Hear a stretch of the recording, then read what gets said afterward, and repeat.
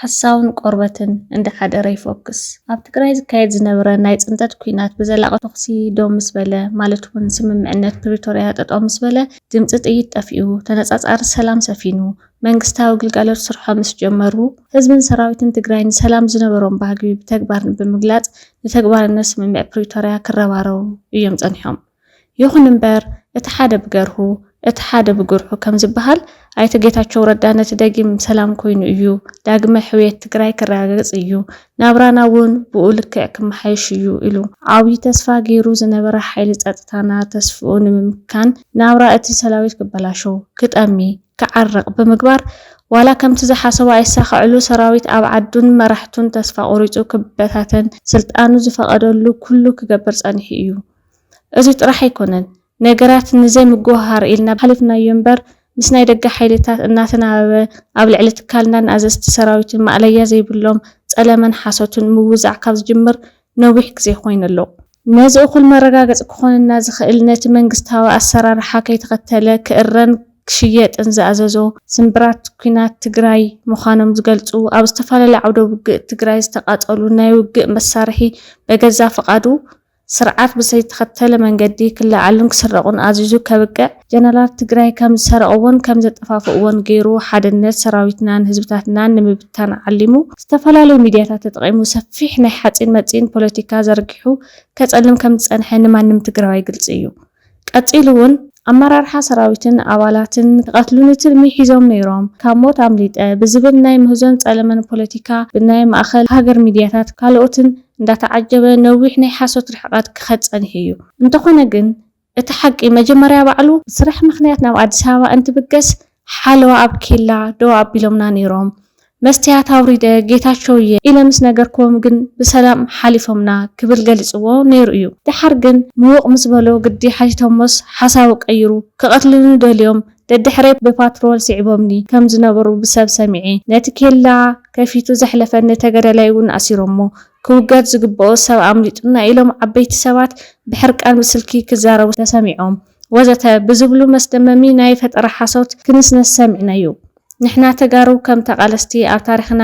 ህዝቢ ትግራይ ብዛሕ ይውሓት ተሳትፎ ዝነበሮ ሰብ ክንቀትል ኣይኮነን ነቶም ህዝብናን ዓድናን ኸብርሱ ፊት ነፊት ዝተዋግኡና ዝነበሩ ወታደራት ጸላኢ እኳ ማሪኽና እኽልን ማይን ሂብና ኣምሄርናን ሚዕድናን ናብ ክብርን ማዕርግን ነብቅዕ ተጋደልቲ ምዃንና መላእና ኢትዮጵያ ህዝቢ ምስክርና እዩ። ኣይተ ጌታቸው ረዳ ክሳብታ ኣሰላልፉ ቀይሩ ናብ ብልጽግና ዝኸደላ መዓልቲ ኩሎም ሓይልታት ጸጥታ ትግራይ ከም ጻዮምን መርሒኦም እንዳእምበር ከም ጸላኢኦም ሪኦም ሞት ተመንየምሉ ኣይፈልጡን። ጥራሕ ዘይኮነስ ንጌታቸው ክቐትል ይስረፍ ጽንጽያ ዓይኑ ዘንፈረሉ ሰብ ክህልውን ኣይደልን ነይሮም። ሕጂ እውን ዝደልዮ ፖለቲካዊ ኣፈላላይ ሒዙ ናብ መረበቱ ተመሊሱ እንተዝመጽእ ማንም ክነኽኦ ዝኽእል ሰብ ከም ዘየለ ክነረጋገጽ እንደሊ። እቲ ሓቂ ከም ዝኾይኑ እናሃለወ ሕጂ እውን ዕርዩ ንምእማኑ ብዘጸግም ኣግባብ ኣብ መንጎ ሰራዊትናን ህዝብን ነቓዕ ንምፍጣር ዓሊሙ ፍጹም ብትካልናን ኣመራርሓናን ተገምጊሞም ዘይፈልጡ ብዛዕባ ወርቅን ገንዘብን ካልኦት ናይ ግዕዝና ተግባራት ነቶም ኣዘዝቲ ጸጥታ ሓይልና ኮነ ኢሉ ብምልጣፍ ኣብ ልዕሊ ትካልናን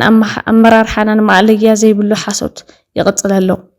እቲ ሓደ ጽቡቕ ነገር ግን እቲ ክሳብ ሕጂ ንዓና መሲሉ ካባ ተጋደልቲ ለቢሱ ከደናግረና ዝጸንሐ እዩ።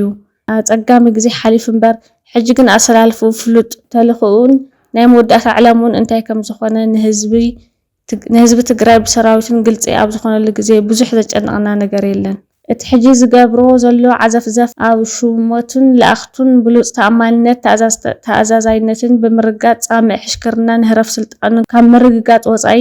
ኣብ ህዝቢ ትግራይ ዘምጽኦ ፋይዳ የለን ኢልና ኢና ንኣምን። እኳ ደኣስ ሓሳውን ቆርበትን እንዳሓደረ ይፈኩስ ከም ዝበሃል ነዛ ጸያፈ ሓሳብን ተግባርን ዝዕዘቦን ዝጽየፎን ትግራዋይ ደኣ እምበር ዝስዕቦን በዚ ብቑዕ ናይ ፈጠራ ፕሮፓጋንዳ ዝታለል ትግራዋይ ከም ዘየለ ቁርጽ ክፈልጥ ኣለዎ። ኣብ ታሪኽ ቃልሲ ህዝቢ ትግራይ ብዙሓት ሓሰውትን ጠላማት ርኢና ኢና እሞ ከም ኣይተ ጌታቸው ረዳ ግን ተራይ ኣይፈልጥን።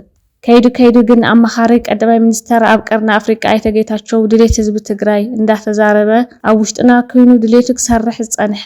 ረብሓታት ህዝቢ ትግራይ ሓምሽሹ ስልጣኑ ዘደላደለ ታሪኹ ዘበላሸወ ሰብ ምዃኑ ነቶም ከደናገሩ ዝጸንሑ ውሕዳት የዋሃት ተጋሩ እውን ሕጂ ግልጽ ኮይኑሎም ኣሎ። መላእ ህዝቢ ትግራይን ሰራዊትናን ክፈልጦ ዘለዎ ሓቂ ግን እቲ ኩነታት ካብ ተራ ሓሶትን ጸለመን ሓሊፉ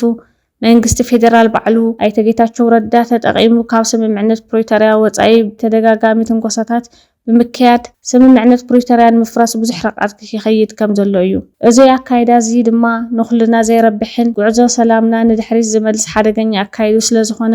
መንግስቲ ፌደራል ኣካይድኡ ንኽምርምር ፃውዒትና ነቕርብ። ዝኽርን ክብርን ንስዋኣትና ቢሮ ሰላም ጸጥታታት ትግራይ ግንቦት 8 2017 ዓ.ም